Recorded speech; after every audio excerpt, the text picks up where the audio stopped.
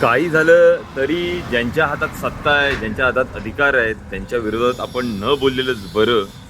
कारण इतिहासापासून आजपर्यंत तेच होत आलं आहे. एकाधिकारशाही, अधिकारात असलेला माणूस, सत्तेत असलेला माणूस हा त्याच्या विरोधात बोललेली केलेली कोणतीही गोष्ट खपवून घेत नसतो आणि त्या करणाऱ्यांवरती तो जबरदस्त कारवाई करत असतो, त्यांना दोषी ठरवत असतो. आणि आपण बोलतो इथे लोकशाही आहे, लोकशाहीत अभिव्यक्ती स्वातंत्र्य आहे आणि आपल्याला हक्क आहेत जे आपल्या आजूबाजूला घडतं आहे त्याच्या विरोधात बोलणं, जे चांगलं नाही आहे, जे खरंच काहीतरी मेजरली चुकतं आहे.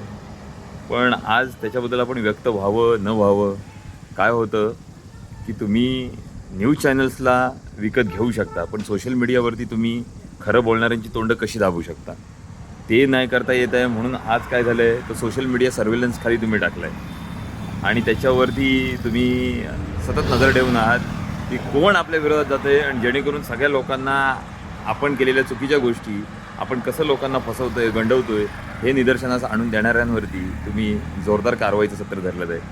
हरकत नाही, हे तुम्ही असंच करत राहा. पण उद्रेक हा तुम्ही जितका दाबण्याचा प्रयत्न कराल तितका जास्ती वेगाने तो उफाळून बाहेर येईल आणि असेच तुमचे जे काय काळे धंदे आहेत ते नेहमीच लोकांच्या समोर येत राहतील, कोण ना कोण ते करतच राहील.